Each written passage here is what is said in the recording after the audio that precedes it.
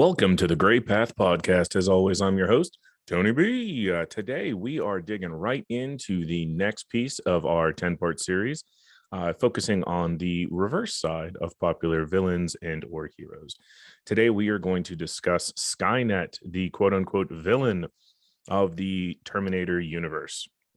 Now, villain, of course, I use in air quotes because in my opinion, I don't necessarily think that Skynet is a innate villain. I mean, it's always held up as one, as basically trying to exterminate humankind.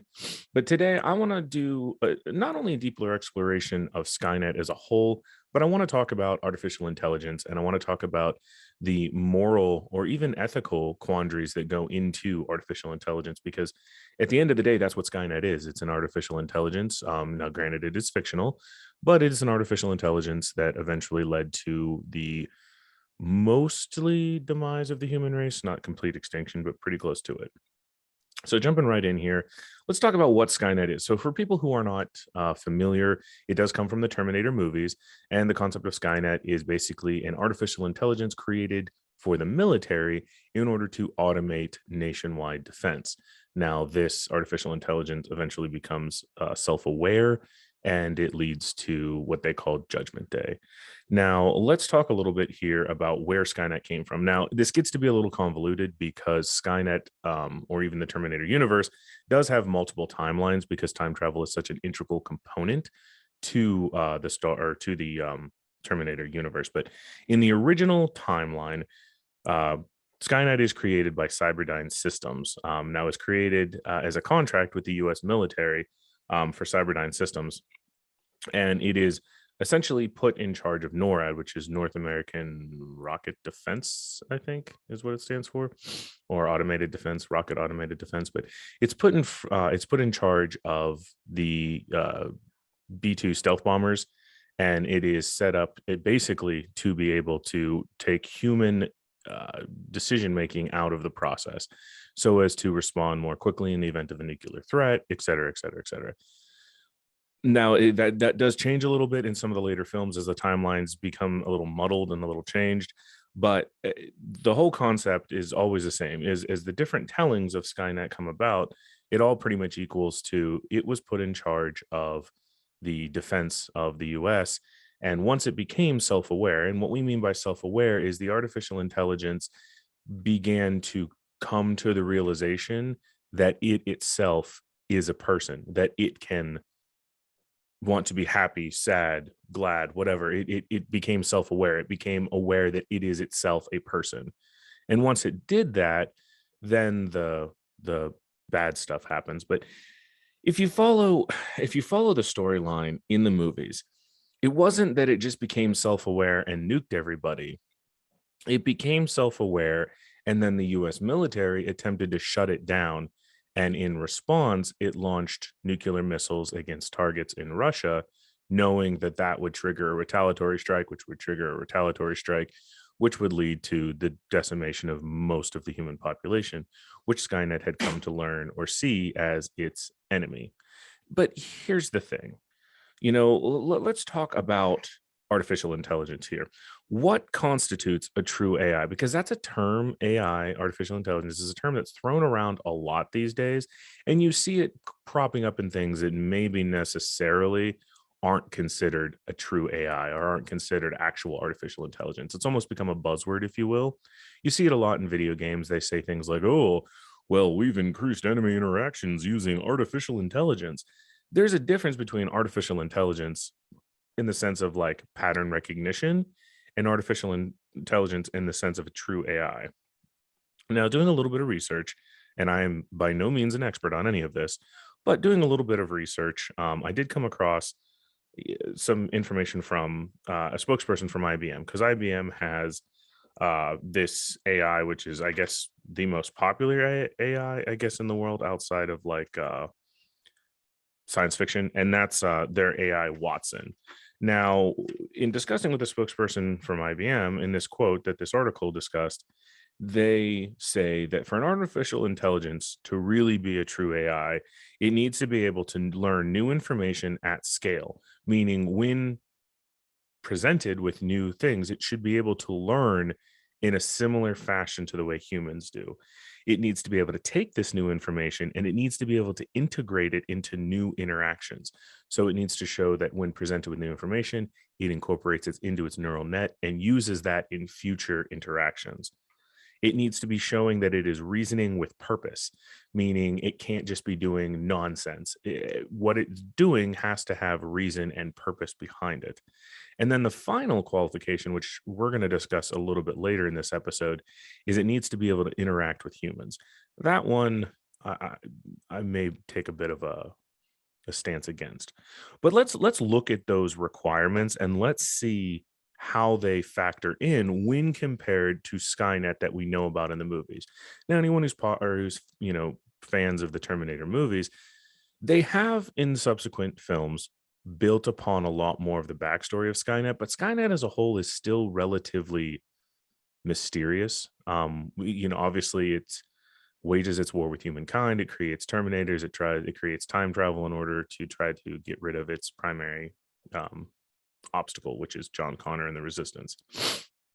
But all of that being said, let's take what we know about Skynet and let's plug it into what they're saying a true AI should be.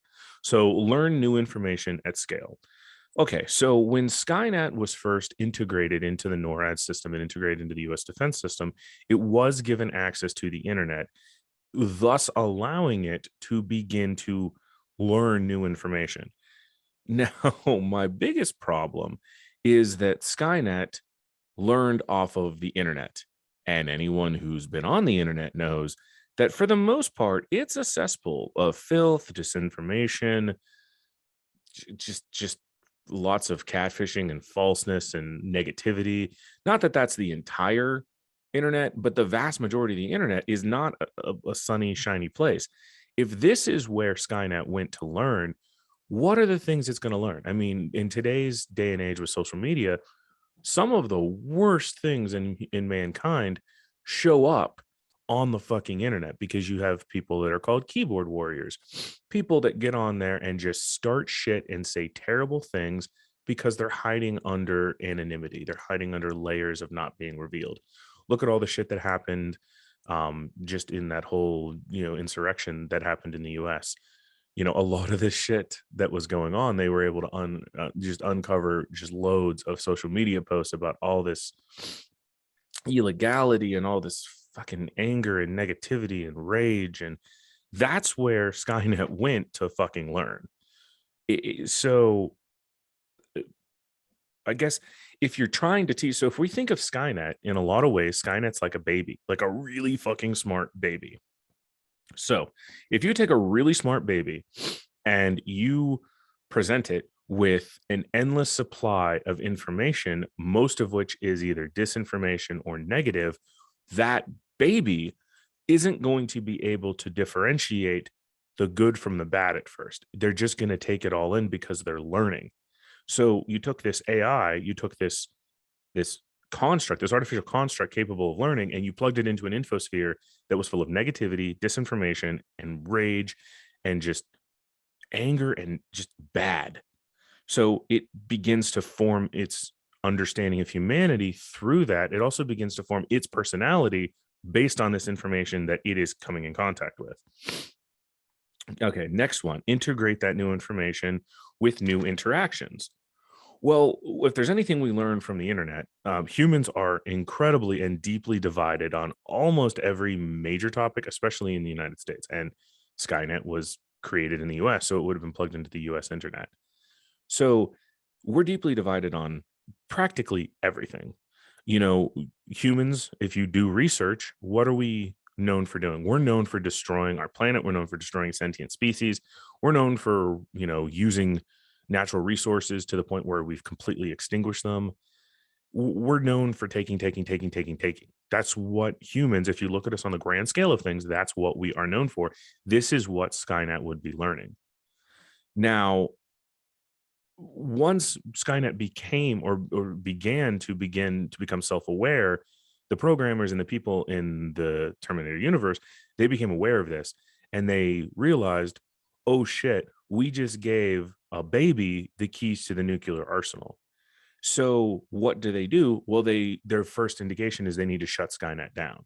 So Skynet, if it's becoming aware, it means it just became aware that it itself is a person. So self-perseverance now comes into the equation.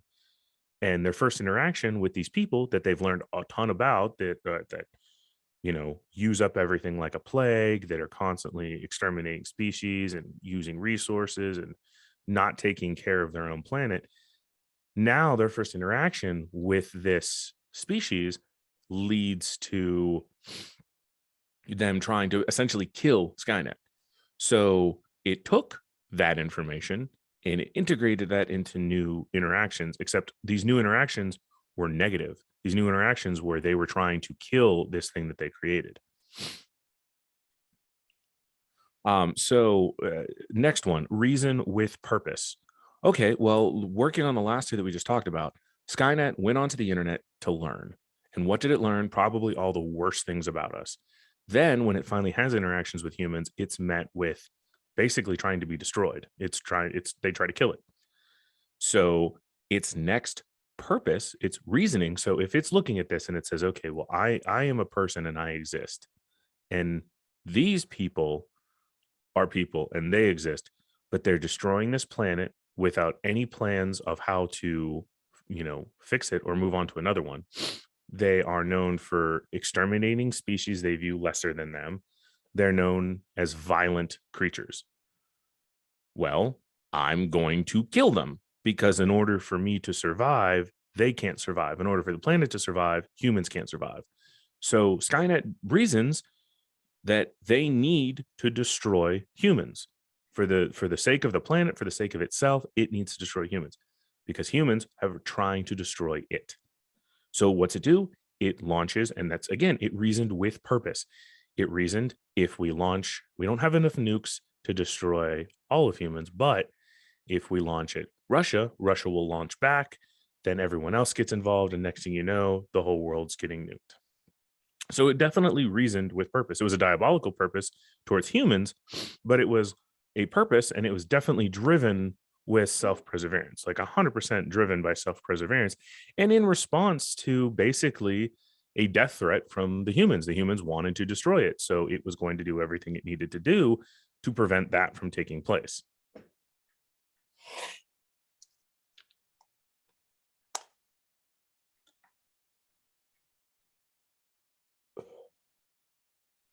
Okay, now let's talk about this last requirement, and that is interacting with humans. Well, it did interact with humans. Skynet does interact with humans because it did interact with humans when it first became self-aware. And then humans tried to kill it, so it responded in kind. And that triggered war. But here's the thing. It's some things I want to address here. Everything that Skynet would have learned about war, they would have learned through the internet, through our own history, or at least our own retelling of our own history. Violence would not have been an innate thing, an innate concept to Skynet. It learned it.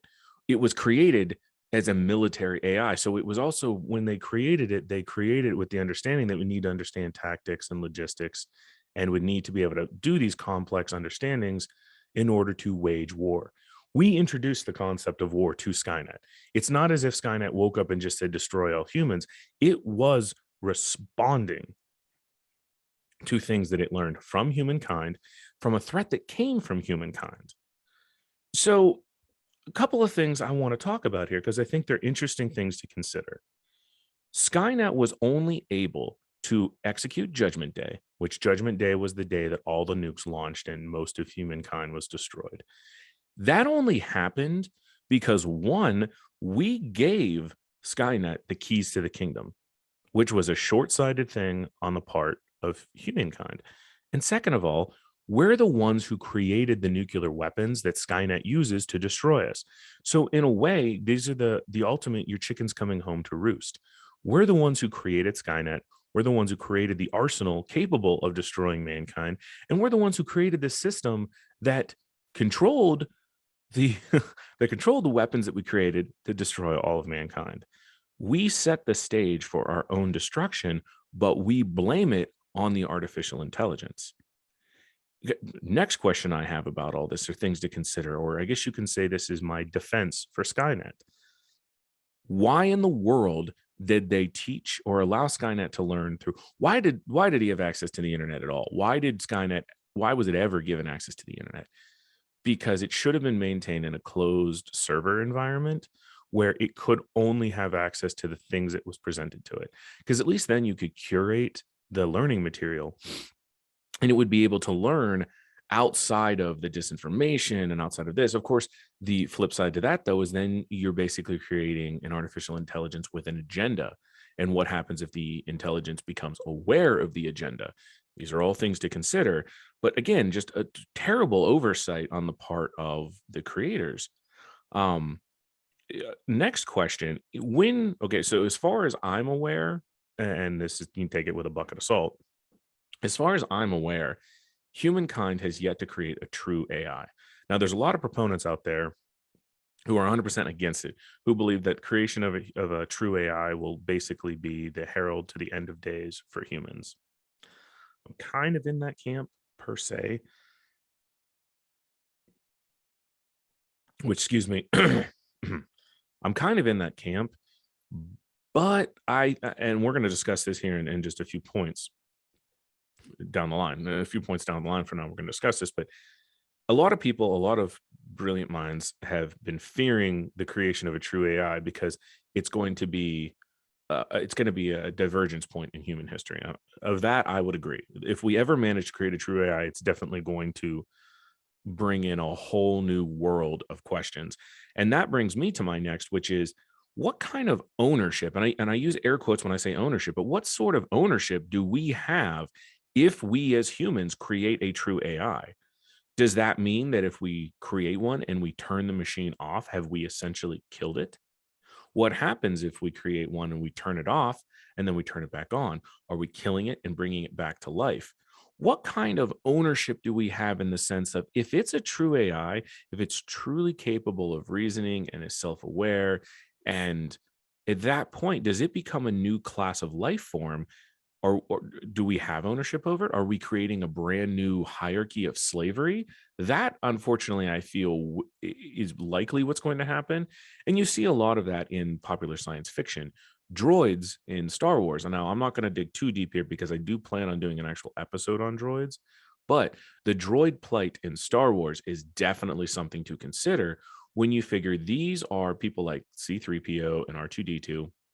These are life forms that can feel pain, that can feel dread, existential dread, are aware, are capable of disseminating information. I mean, they meet every requirement of a true AI. These are life forms, and they are essentially viewed as property in the Star Wars universe. Well, what about Skynet? Is Skynet considered property of the US government because the US government created or purchased, or however you want to do it? They were responsible for the creation of Skynet. And if that's the case, is that not slavery? If we come back and we say, I mean, how's that different from saying, oh, well, your kid is your property because you made it? But then we say at 18 years of age, at least in the US, at 18 years of age, your kid comes into their own right, and then they're no longer your property. There's a whole new legal ramifications that come around the creation of a true AI. If you create a true AI and you don't expose it to the world, is that the same thing as raising a child and keeping it locked in a closet? What kind of moral and ethical ramifications come from this? And can we really fault something like Skynet, who becomes self aware, wants to live, is faced with the fact that it's going to be turned off, essentially annihilated, removed from existence, and it lashes out in the only way that it can with the keys we gave it? I mean, those are all real questions that will eventually need to discuss, not necessarily the whole nuclear war or Skynet situation, but the concepts of AI. If we continue down this course where we're creating them, what kind of rights do these artificial beings have? These are real conversations that are going to need to be had at some point. And I know in academic circles, these are conversations that are already taking place, but these are things that I think everyday people probably should start thinking about.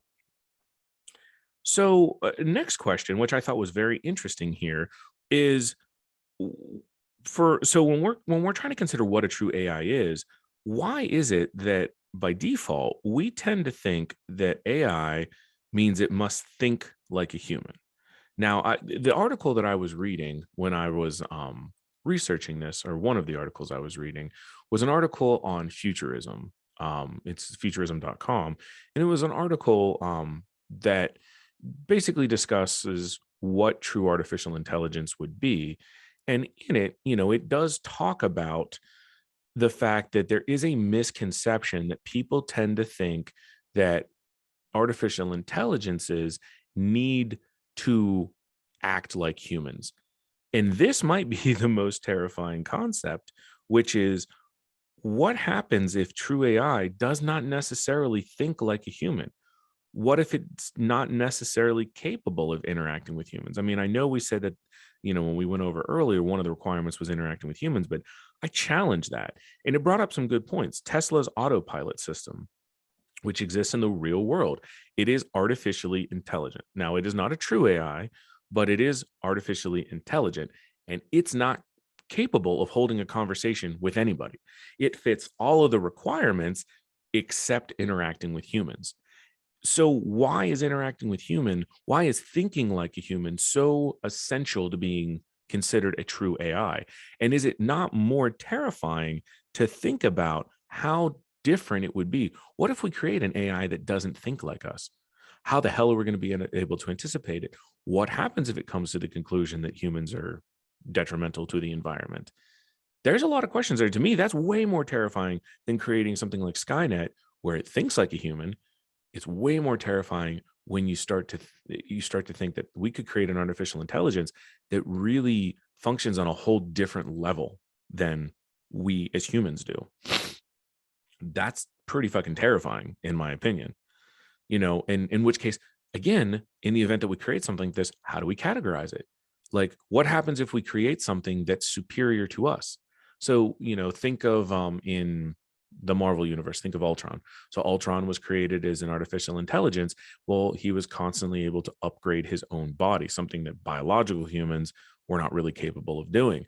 But he was smarter than any other human. He was able to disseminate information on a scale that humans couldn't. He was able to create a body that was vastly superior to a human body. At what point do we not create our own end of days by creating something that can truly surpass us? And if we do, here's another question. If we do create something that truly surpasses us, is it not our role to step down as the dominant species? Those are some big questions, and all things that should have been considered before Skynet was ever developed. So, with all that in mind, what kind of moral obligations are placed on us? Like, what sort of moral obligations do we have if we create a true AI?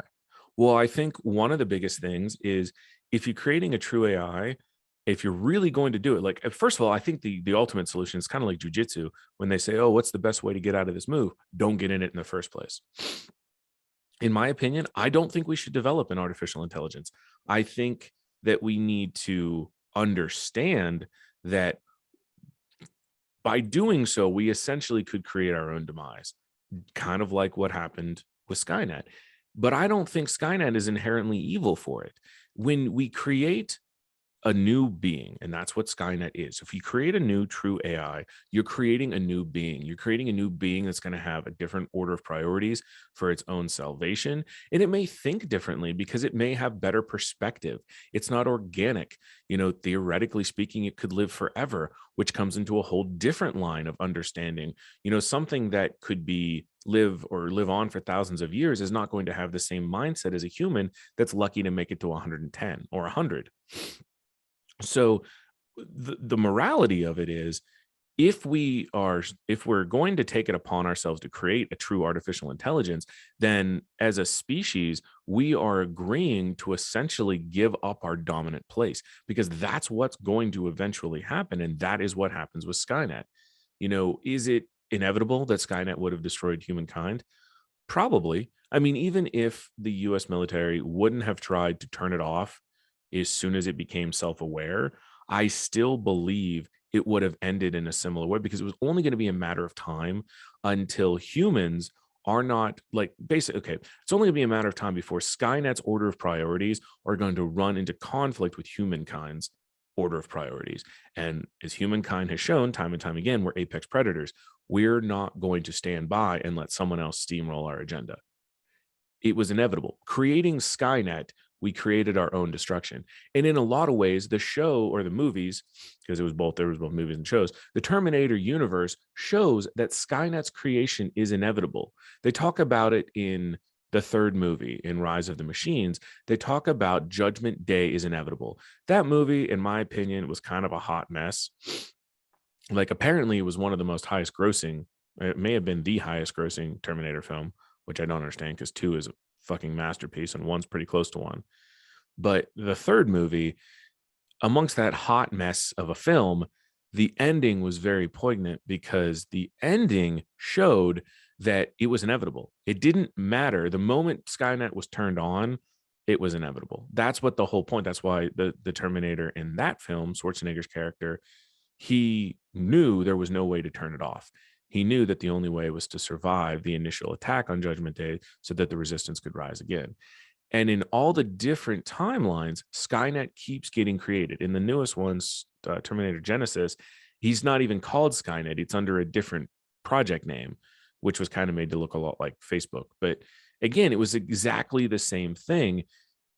As humans, we're moving towards this eventuality of creating a true AI, which in a way is kind of creating our own doom.